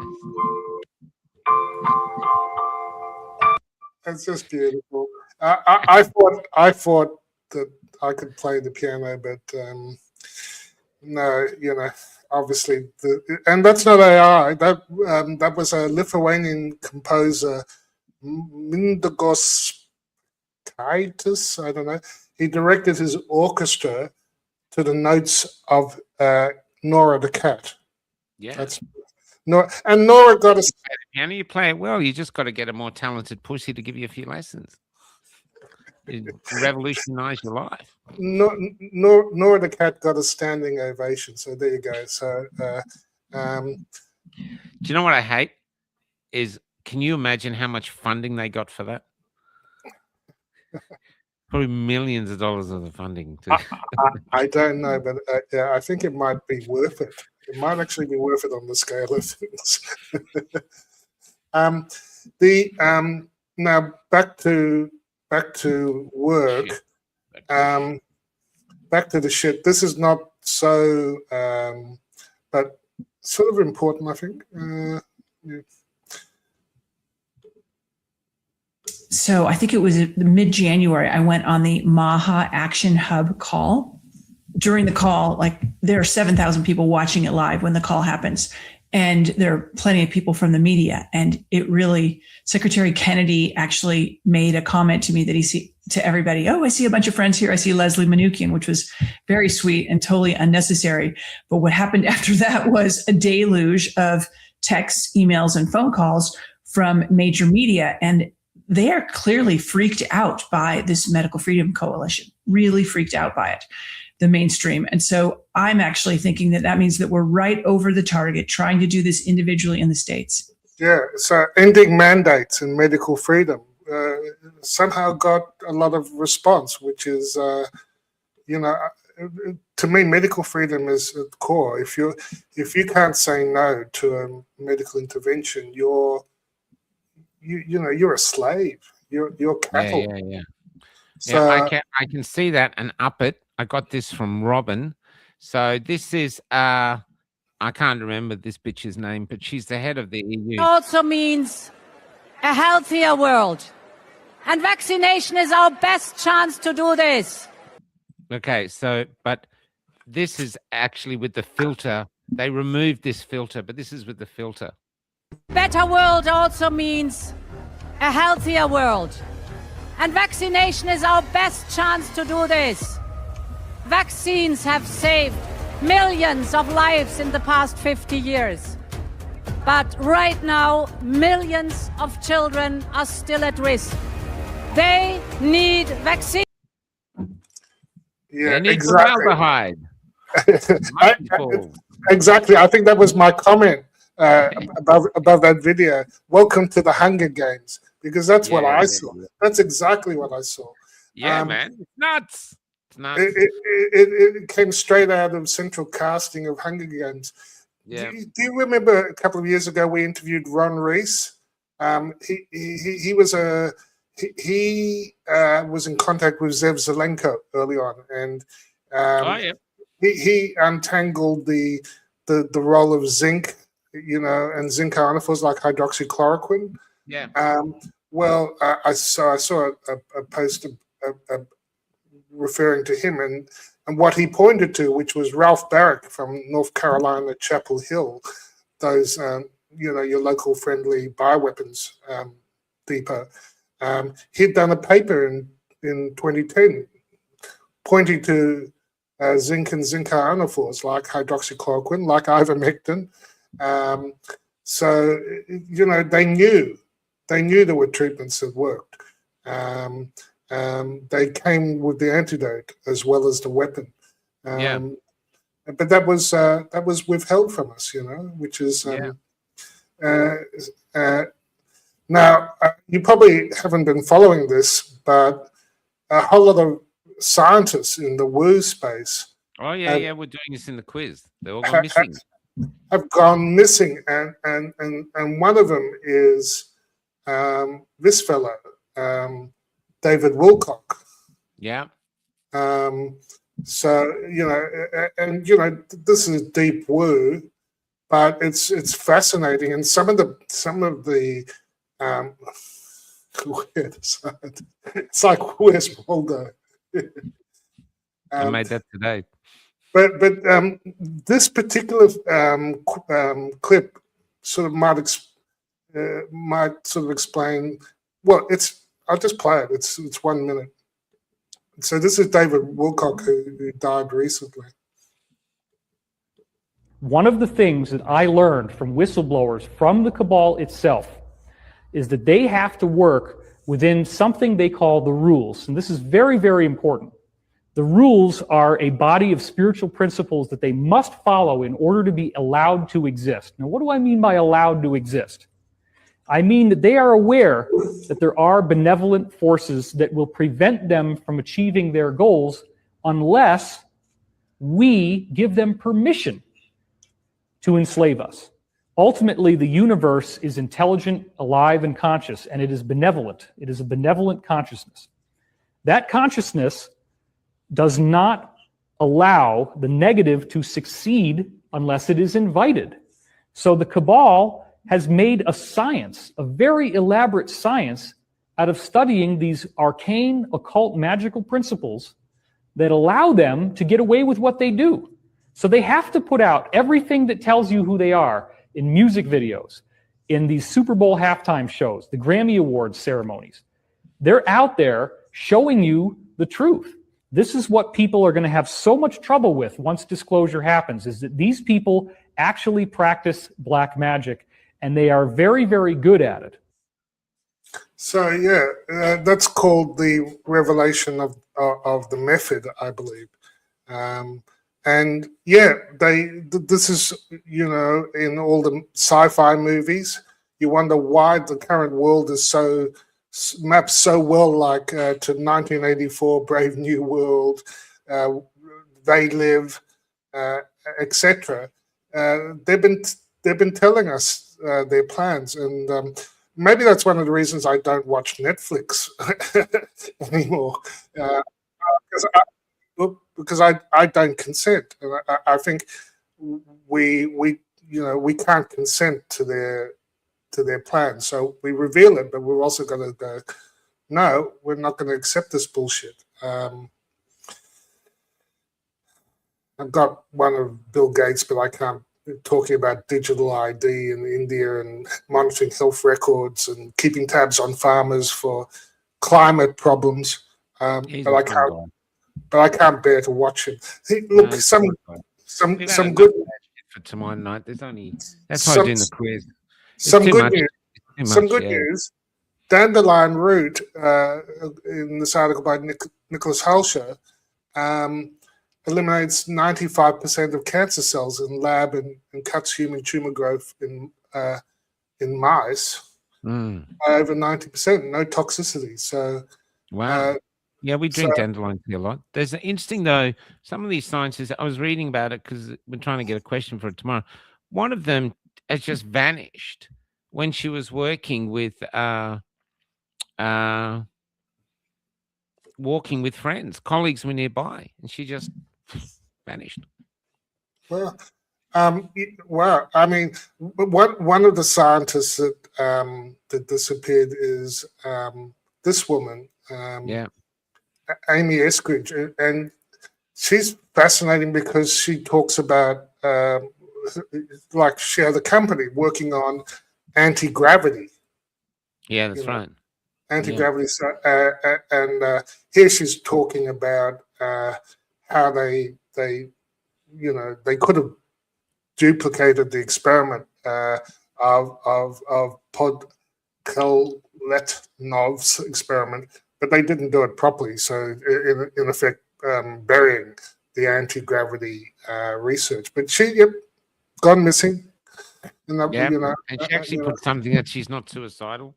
But it's interesting, isn't it? Yep, go on. And in reference to, we had George Fareed on this week, and he was talking about, cheap generic drugs, including, two of my benediction, Holy Horse Paste and the Hydroxy. and they did a observational study of people with cancer who were given quite modest doses of ivermectin, but apparently the CIA has known about this since the 1950s, and it's been buried. So that's funny. The CIA 50 years ago knew that there was evidence that taking an anti-parasitic like ivermectin could reduce tumors, and they classified it and hid it? Correct. It was a Soviet study. These Soviet scientists found that both tumors and parasites and these antiparasitics exerted similar mechanisms, and they found that it exerted anti-cancer activity in animals. And that study was classified by the CIA in the 50s and not declassified until 2011. So, that did significantly set back some of this vital cancer research. So, it's been known and classified for over 50 years. And now we have George Fareed come on in 2026 and say, good news, guys, you should look at ivermectin and mebendazole or fenbendazole. And he added a couple of extras if you didn't watch it. There's something called the Reset 5, which adds metformin, which is a common anti-diabetes drug, sulforaphane, which is in broccoli and the cruciferous vegetables. And as you recall, I said to him, I have a factory of sulforaphane in my kitchen, and it's called a broccoli sprouter because the sprouts are very rich in sulforaphane, which I've known for years is a powerful anti-cancer agent. And aged garlic extract, which and what the article in the Desert Review points to is that these all have different mechanisms to target.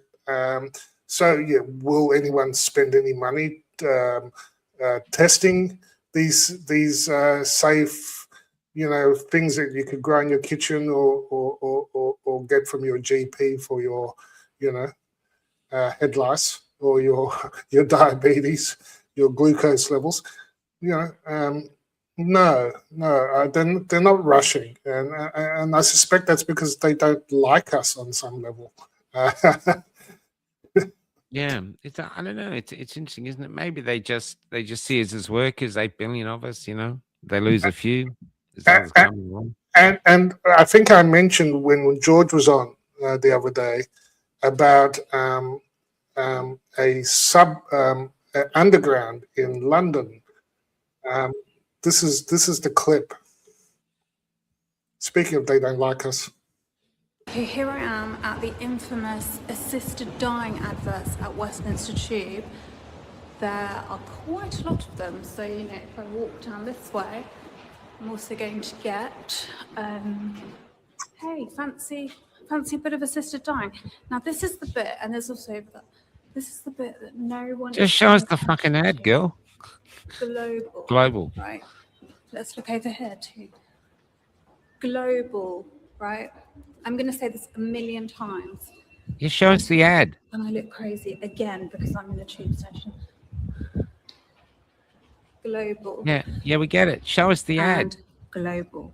Show us the fucking ad. Would you want the production company that gave you the news agents with John Sopel, Emily Maitlis, and Lewis Goodall to be running the tube advertising? Would you want the company that gave you LBC with James O'Brien, Paul Brand sometimes, and Carol Vorderman to run the tube adverts? They're very divisive. They put a lot of political content out.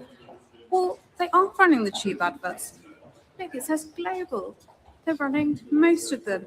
In September, they got one of the biggest outdoor advertising contracts. She's not going to show us the ad, is she? So people are saying, why doesn't TfL take them down? Yeah, so you get glimpses of it, but that's Westminster Tube. I think by the time you get to the platform, you're ready to throw yourself on the That's going to say Westminster Tube assisted dying ads. Yeah, they're just. So this is what I mean. Maybe they don't like us. That's my comment on that. We're trying to find one here. Just bring it up. And oh my god! Wait till you see this.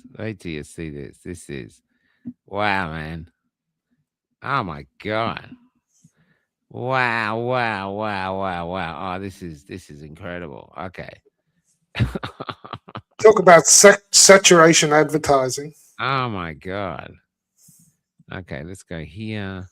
Save it. Okay, bring it up. Image file. See if it'll come up. Will it come up?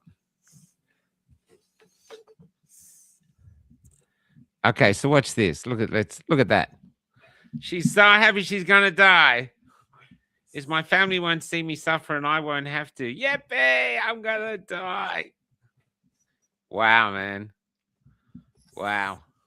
She looks pretty full of life to me. Wow. That is extraordinary. Yeah. I mean, my dying wish is to play with the ones I love. Man, they're everywhere. This is there's anyway. All right. So I look, that's just a follow on from, because I mentioned it with George, with our talk with George Fareed, doctor. Yeah, he hated it. He hated assisted dying. Absolutely hated it. Yeah. Because the American culture is still one of saving life, which is the one I remember when I practiced. It makes it really hard. And the other thing, like people who have got untreatable end-stage conditions that are suffering, I'm not against assisted dying in the past. What happened was I lost my trust in the profession. I lost, with COVID and the way they were, their loss of ethics and their ideological capture, now it's become a very dangerous thing to give. Yeah. Profession. I trust when years ago I would have supported it, but that's when I still had trusts. After COVID, I don't trust the profession to have that power. No, I'm just going to show you one more. Do you know what's interesting? Here's another one coming up. Do you know what's interesting? There's two that I can't get because they've just been. I don't know why people aren't taking and posting it. This is another one. Now, here, bring it up, and let me be the first one to fire. But here it comes. So here's another one. Look at this one. So that's the first one. My dying wish is to play out with the ones I love. Oh, I'm playing the guitar because I'm so sick.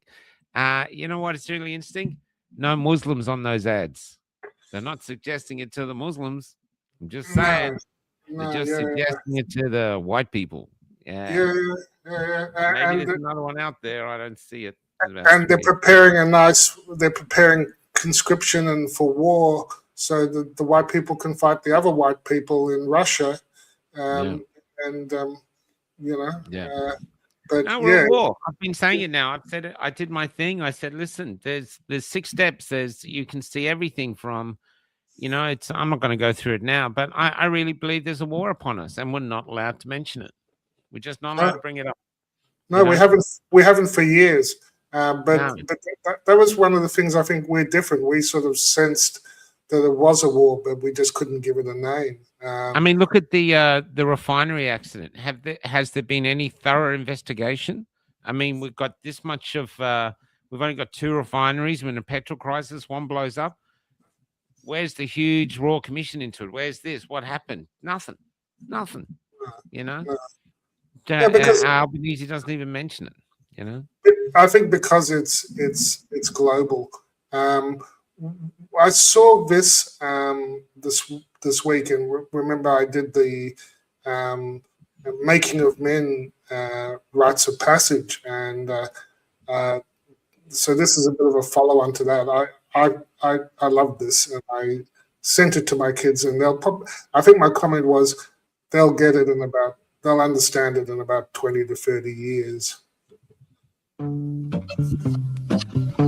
Dad knows nothing to Dad was right about everything. 5 years old, Dad knows everything. 7 years old, Dad knows a lot. 10 years old, maybe Dad doesn't know everything. 12 years old, Dad doesn't know anything. 14 years old, Dad's gone crazy.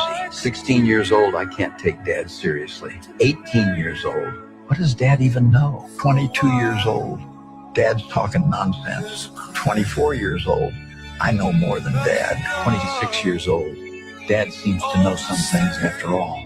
30 years old, I think I should ask Dad about this. 40 years old, it's amazing how Dad went through all this.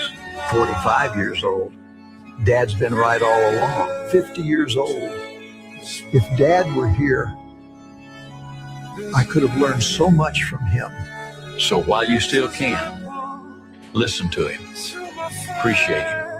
Because one day, his silence will teach you more than his words ever could. Yeah, so for the dads out there, I sent it to my kids in the hope that in Good luck. 30 years time they'll go, oh yeah. Yeah, maybe.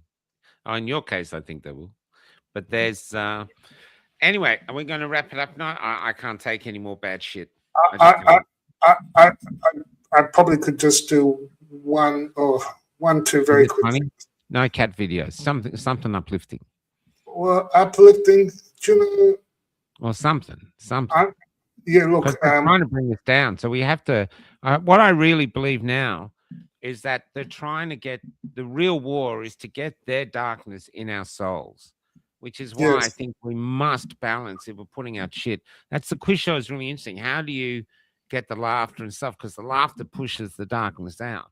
Do you find Ralph Babbitt uplifting? I thought he. I'm going to tell everyone at home that's watching this right now, and I'm sitting in my nation's capital now, and I'm telling you from my experience, the people that you elect to run your country are puppets. They are not the true wielders of power. Donald Trump likes to call this the deep state. And I'm going to tell you now that the deep state is alive and well in Australia, and it is alive and well in the UK. Of course, it's alive and well in the United States. We're all seeing that play out right now. So do everything you can, everyone that's watching this broadcast, everyone that's hearing my voice, you must be more involved in the political process. You must take action. You need to be active, because if you're not active, the people behind the scenes that sit in the shadows, and they are there, that control the levers of power, they don't have your best interests at heart. And I choose my words very carefully here. They don't have your best interests at heart. These authoritarian tyrants want nothing but to see you be a serf, be a slave, be a peasant, while they sit at the top of the pinnacle of power. And they use their agents in the parliament to bring that to pass. So do not be complacent. Get active, join a party, run for parliament, make your voice heard, because the West, all of the West, is looking down a barrel right now. I'm going to. I think he's right. I think I said. Look, I'm going to trump you with something beautiful. I can't hear any more shit. I really can't. I just cannot hear any more bad fucking news. I just can't. In fact, it might even be the algorithms doing that to bring us down. This has had 100 million views. This is La ballena azul produce una leche tan densa. You don't need to hear him. Milk. That. That's a milk for a whale. Look at that. Look at that.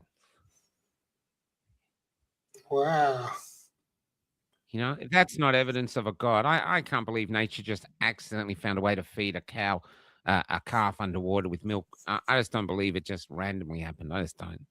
And it's and I think there is creation. Yeah. I watched that a few times. There's great beauty in the world, and there's stuff like this. And people, you know, nothing's sticking with people now. The Epstein files, you know, that lesbian woman eating babies, even though it didn't work because she looks like an old lesbo. You know, there's it's not working. And I think people are craving towards laughter. I think joy is a way out of it, because We can't hate our way to anywhere good. And they want us hating each other. That's why they're doing Welcome to Country. They put those guys there knowing it's going to fuck everyone off. That's what they want. And they want the people to hate the Aborigines. And we got past that. We got past hating. But they're trying to instill hate in our country now. And that's why you have to fight back with the hate. And the best way to fight back with the hate is something that Australians have deep in the DNA. It's the larrikin spirit. And that's what they're trying to impress. They want to demoralize us. Yeah, you got to take the piss, you know. And I've already played the 3D print my vagina. Yeah, that's right. But there's other things that we do with it. You know what I mean? It's there, and I was telling people in this march yesterday. I wasn't going to say this because I was with a group of people who I'd never met yesterday.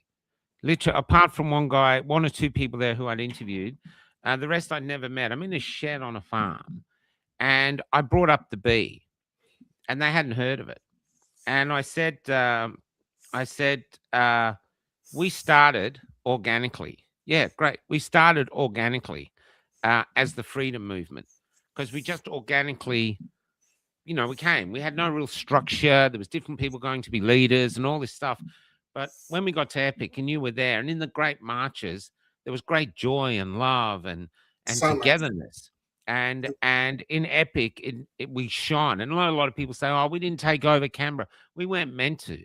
I think what we meant to go is that darkness is coming in and we glowed. And the only thing that made us glow was each other. By coming together, we just glowed and glowed and glowed.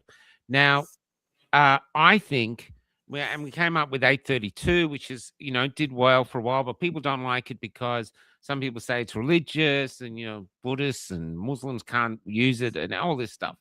And for every reason, so it plateaued, but it's still there. If you want to use it, we got it all over the bus and our stuff.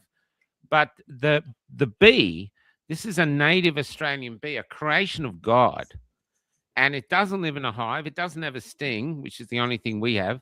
And doesn't live in a hive, doesn't follow a queen, but it pollinates flowers. So it wants to be a productive part of society, but wants to think for itself. And that is us. That's all we want. We're happy to be a part of society, but leave us alone. We want to have our own thoughts. We don't want to be told a man can give birth or this or penalized for having different thoughts. And in the freedom movement, this is what's happening. I'm going to say it now. We have been, what's the word where they get in? Infiltrated. We have been infiltrated with people over these last 6 years who are carefully dividing us. And I believe they've been paid. Anyone out there who's constantly getting on and going, oh, what do you think of this person? That person's this, that person's that. How do we benefit? We're only this small, beautiful community, and anyone who's dividing us is not our friend. And I think we should start a new ideological community and start talking about a constitution because something could give us an identity. And so that could be a symbol is what we want to be, but also could be the foundation of an identity. I watch Ben, who I love it when he comes on, he goes, hey, freebies, and others come on and say, hey, bees, and hey, bees. We've got Margot from Bangalore who has it on the front of her motorbike. She's made her own bee. So all the groups, you don't have to have this bee, make your own bee and make your own bee. But they're coming in. It could be for fundraising. It could be collector's items.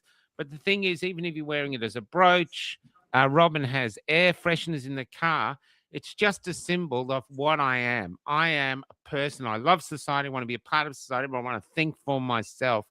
And I think this, if they started seeing the bee on the back of cars, the bee everywhere and stuff like this, however the bee is, I think that could be a very powerful thing. And then once you've got an identity, you can fight for it. And at the moment, the freedom movement is all broken and fighting over. People have said, oh, I've basically cancelled Hoodie because he doesn't believe in chemtrails. Hoodie is a gift. He's a gift. He's our statesman. You know, you can trust him to go on stage and not swear like me. He holds himself there. He's got that. He's a gift.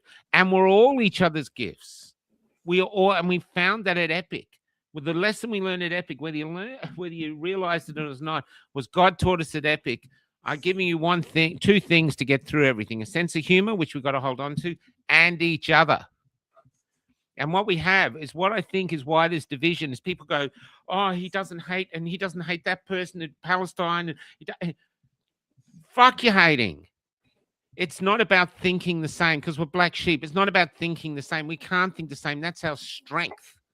What we need to do is respect each other, that we think differently, but we want the same thing. Yep. Independence, freedom of thought. I have so many people, and can you stop this? Anyone's watching. Stop sending me stuff which is, oh, you shouldn't fucking post that. Yeah, I'll post whatever the fuck I want to post because I'm free. And see, we're in the freedom movement, and you're telling me not what to do. Who the fuck do you think you are? Yes, we get enough censorship from the state. Now, anyone in the movement is telling people you shouldn't do this, you shouldn't talk to that, you shouldn't do this. Look at yourself in the mirror. Our strength is that we are free. The other side, to stay in their herd, is going, can men give birth? Yeah. You see the politicians. Can you define a woman? They're like, let me tell you about a woman. Now you got me going. Let me tell you about a woman. Every human being you see on this planet was constructed with inside a woman. From nothing. From one sperm meeting an egg. And they built, and this person isn't just this set of limbs. They've got their own personality, their own outlook, their own thoughts, their own dreams, everything inside a woman. And do you think you can cut your dick off and become one? Fuck off. You insult your mother, your grandmother, and every other woman that's gone through the pain of childbirth to get here. No wonder they live longer than us. I even learned recently from this scientist online, and it blew me away. Because it said, what's menopause? Nature has brought in, or God or whoever has brought in menopause because they've said there's something more important a woman can do than give birth. So instead of having women giving birth into their 90s, it ends. And you think, why? Why did they? Because I've seen women go through menopause. It's a pain in the ass. I'm glad I'm a man. I don't have to go through it. So why do they go through it? And guess what the answer was? And it blew me away. Guess what the answer was? Education. Education. Childbirth is dangerous. Child rearing is hard. The grandmothers are there to help the new women give birth, teach them about periods, teach them about this, get them through, because being a woman is really tough. And I think this is where we're getting. So you see these politicians that go, a man can be a woman. It's insane. Yeah, it's very disrespectful. Completely disrespectful. What you are is someone who wants to be a woman, and if you want to be a woman, I get that. Well, I don't really, but if it's in your thing, no problem, no problem. And there's the disabled toilet, because the toilet, that's women's base, that's women's business. And what women have to go through in this life, and I know there's a lot of people who hate women, but what they have to go through life, even if they don't give birth, but if they do, they've got the periods and all this other shit they go through. I'm sick of it. And I'm going to say what I want and how I want, because that is my freedom. And ASIO, you want to arrest me? You're psychopath. The laws that ASIO are bringing it's a war. Psychopathic. It's a war on individuality. That's right. You know, when people like John Locke and Bastiat talked about life, it was to live a life as an individual, not as a drone. That's right. And meanwhile, Babylon B, the Canadian astronaut, humanely euthanized after suffering a light bruise during takeoff.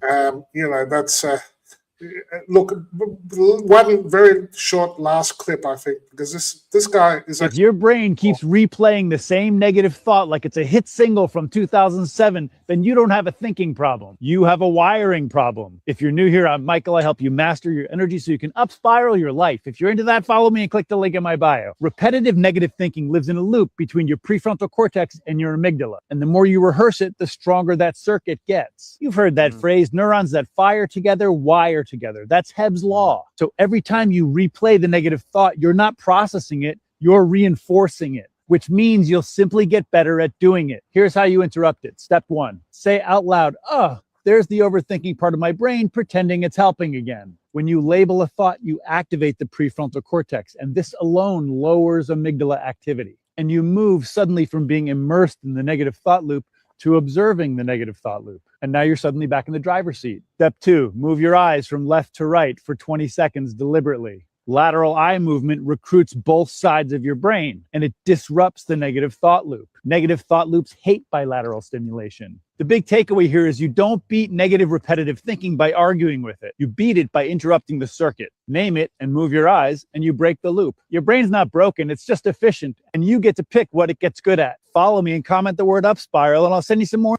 So I think that's science-based and useful. If you're finding yourself... I've heard that before. They used to say, hit your head.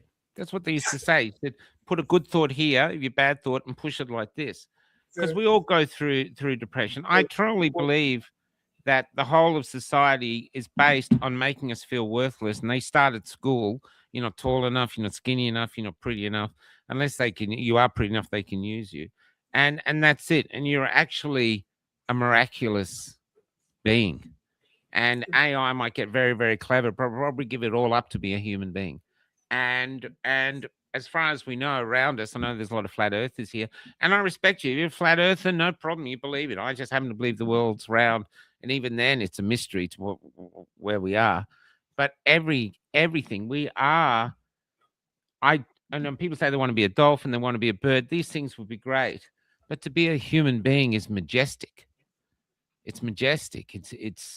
And yeah, so and that thing about babies, that's not something I learned on Instagram. You know where I learned it? She's going to hate me, but I was with Kelly the other day, and I looked down at her belly, and you can't see that she's had 2 children. Her stomach is all healed up like it's not. But there are 2 human beings walking around. I'm not going to say anything about them, walking around with their own lives, because Kelly was the gateway from nothing to the light. And that's for all the women out there to do. Yeah, so these are things. We are miraculous. We are wonderful. And there's people that are trying to destroy that and say we'd be better off dead. It's time to fight. You don't have to get into politics, because not everyone's into politics. I couldn't sit there in bloody Parliament House listening to all their bullshit. Be an artist. Be a muso. Just wear a bee. Don't go to do anything. Anyone can do everything. It's all little waves, and we can change things. And now's the time. They've got nothing good they're offering us. They're taking us somewhere that's not conducive to the human soul. So just don't go there. Don't go there. And if you're finding you're having repetitive negative thoughts, I think that guy's advice is right.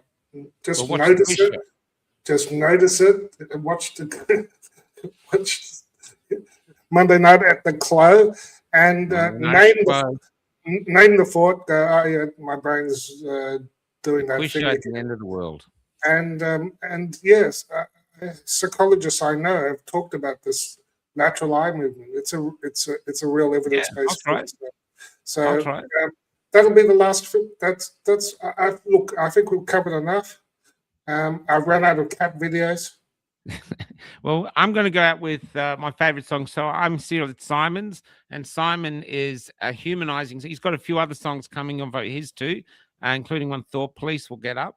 But I'm loving human stuff coming. So AI did the Remains version in like 3 seconds, and it did well. But this is a human version. I filmed it. Simon's doing it, and I love it. And this is about the danger we're in. It seems like a simple song, but everything looks the same, but everything's changed somehow. And that's what we're seeing. You've got to see that underneath it, that's where the issue is, and that's what we got to fix. And we're not going to fix it with our current state of politicians. We have to actually want. We can't vote out the deep state, so we have to do a dual double filtration plasmapheresis. Okay, Butterfly. I'm going to send you all the songs too. Yeah, sorry. Finish what you say, Paul. I just saw Butterfly because she won last week. Yeah, sorry, one of the reasons we can't vote them out is what Babbitt said. Yeah, that's right. It's a deep state. We don't vote for them. We have to change. We have to get rid of the complexity and the bullshit and get down to simplicity. And part of that simplicity is resilience and having enough fucking energy to run the country. That's right. That's right. That's right. Talk to all the people that lived under communism. All of them say the same thing. You cannot comply your way out of communism. And if you comply, it just gets worse and worse and worse and worse. Look at us now. 6 years on, before we'd never heard of COVID and things were basically going along, not so bad. Now we've got COVID. Now we've got all the other shit. Now they're talking about famine. This, we are not on the road to anywhere good, and it's orchestrated, and you all know it. It's everywhere. So what you gonna do about it? Yeah, we'll get through it. We'll get through it together. Love you guys. Yeah, Thank guys. you. It remains by Simon O'Rourke and me. I wrote it. Keep now. Good night. See you.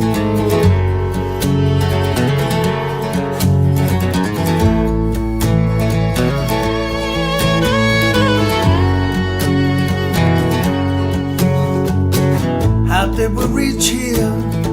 Where the view looks like the view I used to see. But somehow everything's changed. Everything's gone, yet remains. I went to the shops and the prices going up faster than I paid. Yet we're doing the checkouts like we've been demoted to slave. Somehow everything's changed. Everything's gone, yet remains. How did we get here?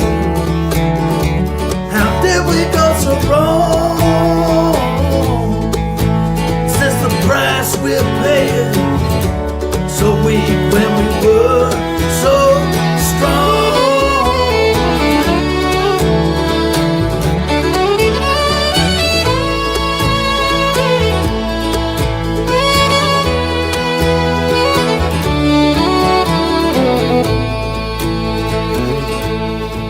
'Cause I remember